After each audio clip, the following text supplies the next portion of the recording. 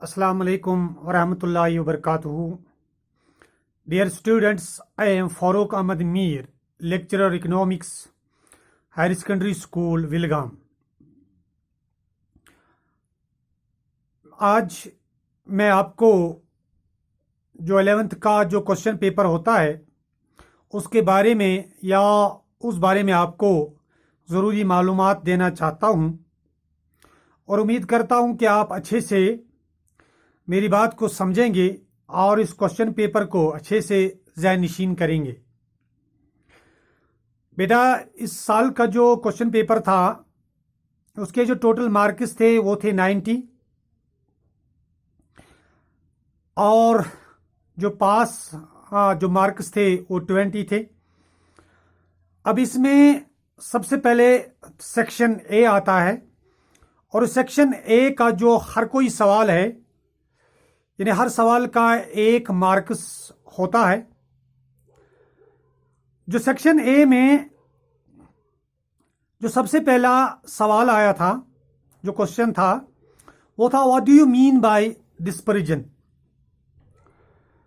तो अगर हम शार्ट में देखें तो डिस्पर्जन का माने है variation of items around an average. तो क्वेश्चन नंबर 2 जो था, 1 नंबर का सवाल है, वो आया था गिव फॉर्मूला ऑफ क्वोटाइल डिविएशन। तो उसकी जो फॉर्मूला है वो है Q3 माइनस Q1 अपॉन 2। और जो क्वेश्चन नंबर 3 आया था फिल फॉर्म ऑफ HDI। यानी जो HDI है what it does mean human development index। तो क्वेश्चन नंबर 4 जो था वो था agriculture is major source of livelihood in देश। तो इसका जो सही आंसर है वो है प्राइमरी और रूरल सेक्टर। तो क्वेश्चन नंबर 5 जो है वो है green revolution is associated with. यानी जो green revolution is associated with agriculture. तो क्वेश्चन नंबर 6 जो था इसमें वो था चाइना इनिशिएटेड इकोनॉमिक रिफॉर्म्स इन। तो इसका जो सही आंसर है वो है 1978।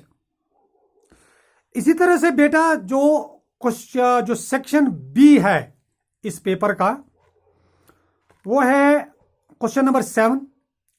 और सेक्शन बी जो है इसमें जो सवालात हैं वो है क्वेश्चन नंबर 7 to 12 और हर सवाल के 3 मार्क्स हैं। कितने मार्क्स हैं? 3।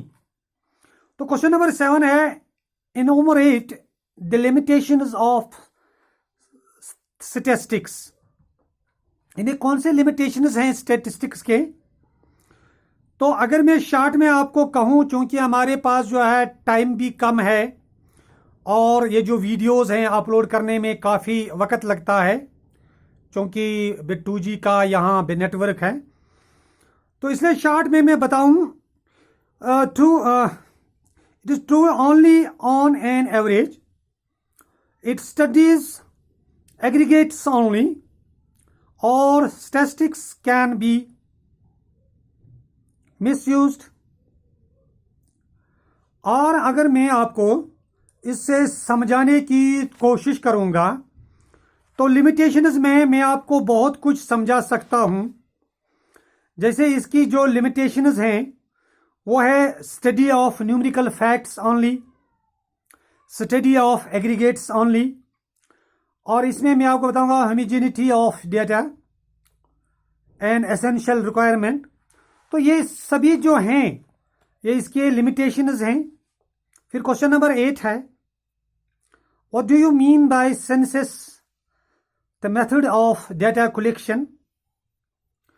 तो इसका जब हम आंसर लिखते हैं तो सेंसस जो मेथड है is that the method in which data are collected covering every item of the universe और population relating to the problem under investigation. तो क्वेश्चन नंबर 9 जो है वो explain the need for economic reforms in India. तो need of economic reforms in India के तहत यानी इसमें जो हम इसको एक्सप्लेन करते हैं तो इसमें हम लिख सकते हैं नंबर 1 पर mounting adverse balance of payment, increase in fiscal deficit. Number 3 में हम लिख सकते हैं fall in forex reserve. Question number 10 जो है what is the meaning of globalization. तो globalization is the process, interaction and integration among people, companies and government worldwide. तो ये जो थे ये था क्वेश्चन नंबर 10. अब अगर क्वेश्चन नंबर 11 की बात करेंगे तो define the concept of sustainable development and state the conditions. तो इसका आंसर जो है development that meets in sustainable development is the development that meets the needs of the present without compromising the ability of future generations to meet their own needs. Question number 12. Mention areas where China has an edge over India. तो आइए आप जानते हैं कि ऐसी कौन सी states हैं और जिनका जो है एरिया जो है वो मिलता है चाइना से. और इसमें सिक्किम है, J&K है, उत्तराखंड है, हिमाचल प्रदेश एंड अरुणाचल प्रदेश. अब चूंकि हम सेक्शन सी की बात करेंगे, सेक्शन सी के जो क्वेश्चन हैं वो क्वेश्चन नंबर 13 से लेकर क्वेश्चन नंबर 17 तक हैं इस पेपर में. और हर सवाल के जो हैं वो 4 मार्क्स हैं, यानी 4 मार्क्स ईच. तो इसका क्वेश्चन नंबर जो 13 है वो है well write down characteristics of statistics. तो जो इसका आंसर है वो है एग्रीगेट फैक्ट्स. तो न्यूमेरिकली एक्सप्रेस्ड. और नंबर 3 में हम लिख सकते हैं the multiplicity of causes responsible accuracy. तो क्वेश्चन नंबर 14 जब हम क्वेश्चन नंबर 14 की बात करते हैं, यानी क्वेश्चन नंबर 14 की what are the merits and demerits of questionnaire method. तो जहां तक इसके इन शॉर्ट में मैं बताऊं, जहां तक इनके मेरिट्स का सवाल है वो है no personal bias. Number 2, data is quite accurate. Number 3 is data is primary. और जहां तक इसके डिमेरिट्स का सवाल है, it is time consuming, it is expensive, some questions which are important sometimes are not included in questionnaire, by which data may not be more accurate. Question number 14. Prepare a pie diagram to present the following data.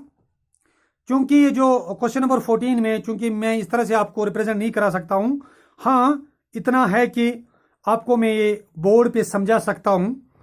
ये जो आया था, ये question जो था, इसमें जो items थे, ये क्वेश्चन नंबर 14 जो है,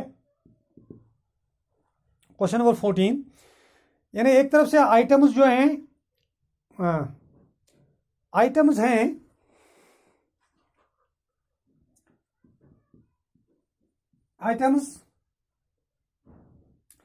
आइटम्स है फूड एंड क्लोथिंग,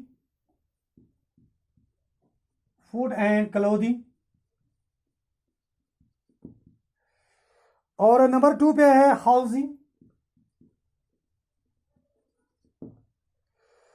और नंबर 3 है फ्यूल एंड अदर्स,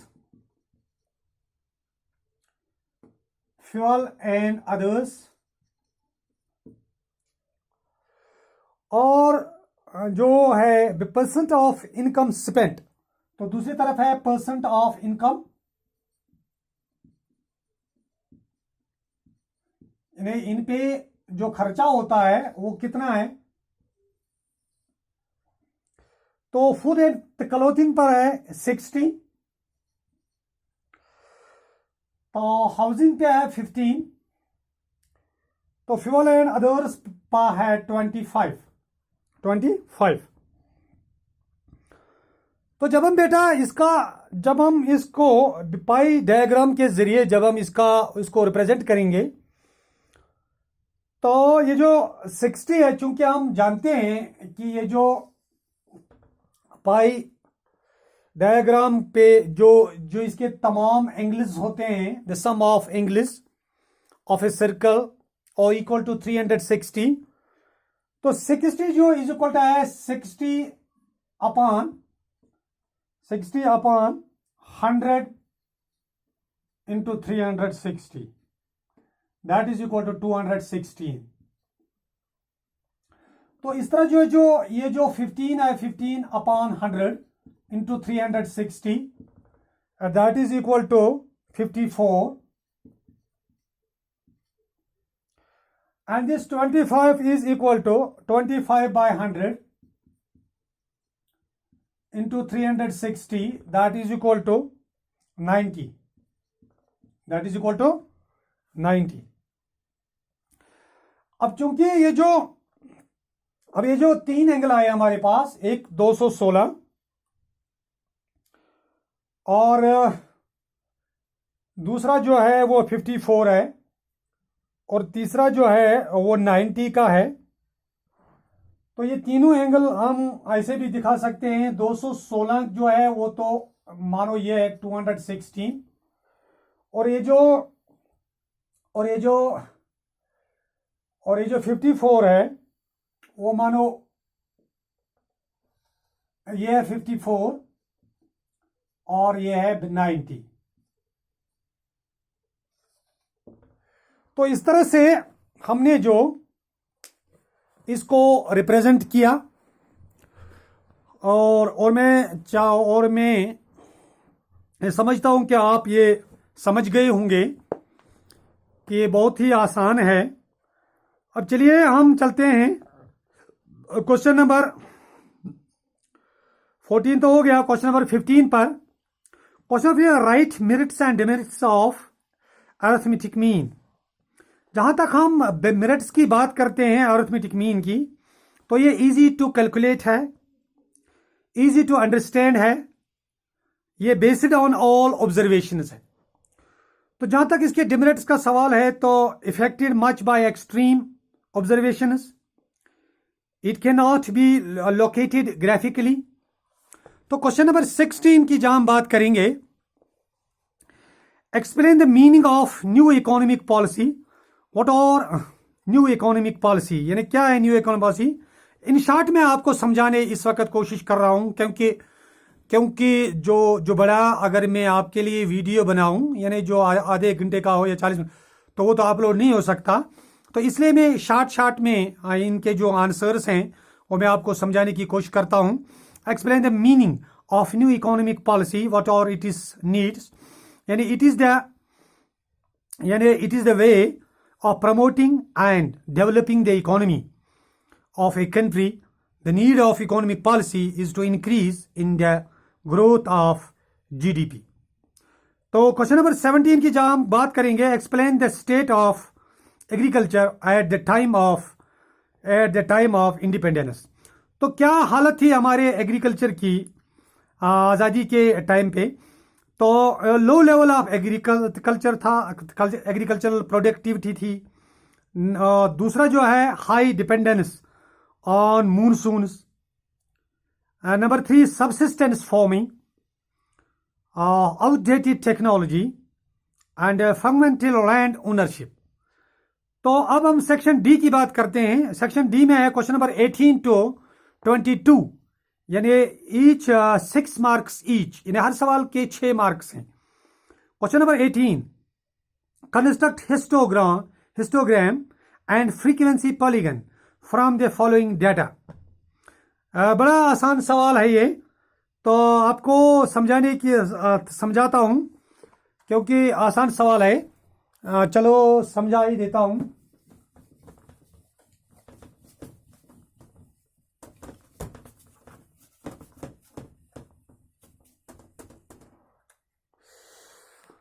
हमारे पास जो डाटा है क्वेश्चन नंबर 18 के बारे में, नंबर 1 है the marks and frequency.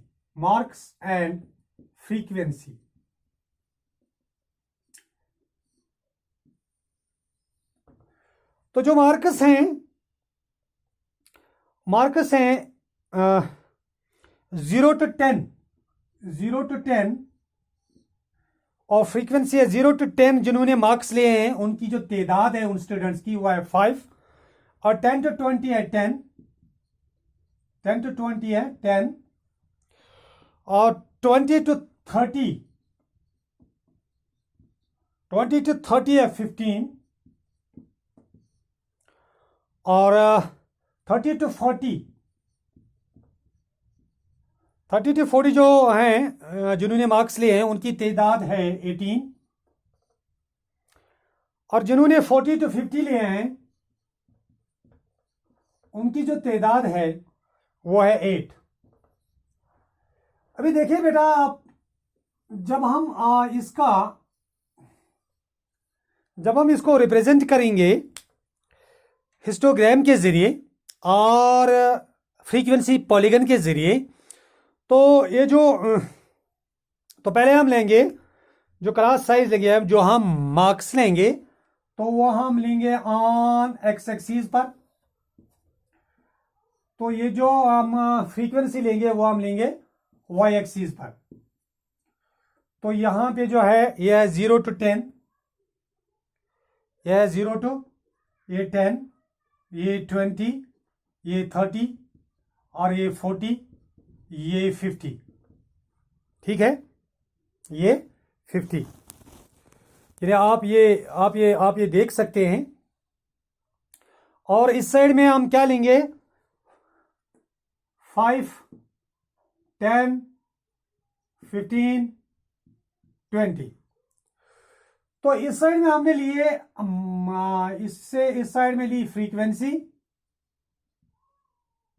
On Y axis पे, हमने ली फ्रीक्वेंसी, और यहां पे लिए मार्क्स ऑन एक्स एक्सिस पर मार्क्स। तो देखिए बेटा, जब हमने ये लिया तो सबसे पहले हमने जो है 0 to 10 है 5, तो ये 10 to 20 है 10,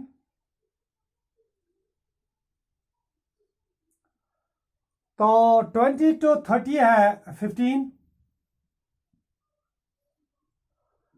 30 to 40 है 18, और 40 to 80 है 8। यानी ये 5, ये 10, ये 15, ये 18 और ये 8। तो यहां पे आपको ये था हिस्टोग्राम। अब फ्रीक्वेंसी जो पॉलीगन है, तो हम उसके लिए हमें क्या करना है कि ये जो इसका मिड पॉइंट है, इसका मिड पॉइंट, इसका मिड पॉइंट, इसका मिड पॉइंट और इसका मिड, और ये स्केल के जरिए ज्वाइन करने हैं, ये। और ये जो है ये हमने इसको रिप्रेजेंट किया, और ये हमने इस तरह से हमने ये कंस्ट्रक्शन की, किसकी, एक हिस्टोग्राम की और फ्रीक्वेंसी पॉलीगन की।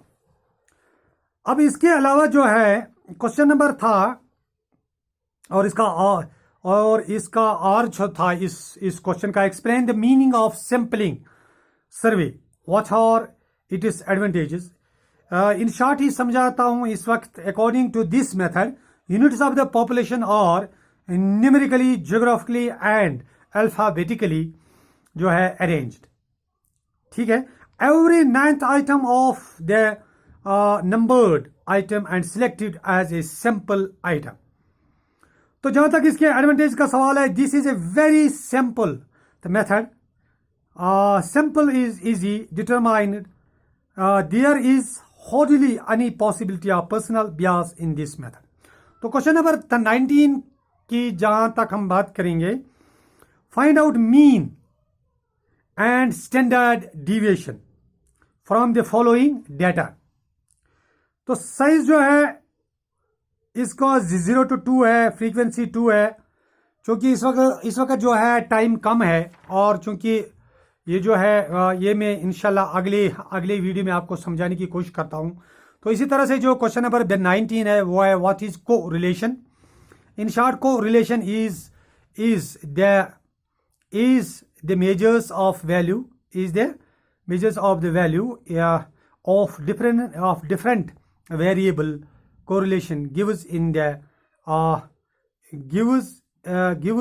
opposition between one variable or different variables। बहरहाल क्वेश्चन नंबर इसी तरह से है। फिर इसके जो है two types, there are two kinds of correlation, one is positive correlation and another is the negative correlation। इंशाल्लाह आगे समझाने की कोशिश करूंगा अपने नेक्स्ट वीडियो में। तो क्वेश्चन नंबर 20 है, इसी तरह से discuss the principal cause of backwardness of Indian economy at the time of independence. तो इसके लिए वन ऑफ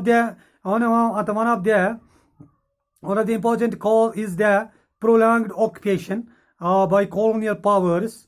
नंबर 2 है, second one is exploitation of resources by the same colonial power. और इसी तरह से और भी है बहुत सारी जो हम इस वक्त डिस्कस नहीं कर सकते। तो इसी तरह से जो है क्वेश्चन नंबर 21 जो है, distinguish between economic development and sustainable development. बहरहाल इसके बारे में मैंने आपको पहले भी कहा था कि सस्टेनेबल डेवलपमेंट्स के बारे में।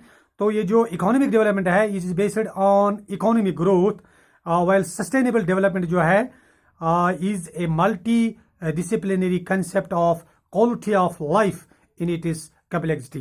तो इसके अलावा जो है क्वेश्चन नंबर जो है 22 है, mention the silent demographic indicators of China, तो पाकिस्तान एंड इंडिया। तो ग्रोथ रेट जो है चाइना की, तो इसमें दिखानी है कि पर्सन पर किलोमीटर स्क्वायर जो है कितनी है, तो अर्बनाइजेशन कितनी है, तो सेक्स रेट उसके बारे में। बहरहाल पॉपुलेशन को एक साथ जोड़ना और डिफर करना है कि कितनी डिफरेंस है इन तीनों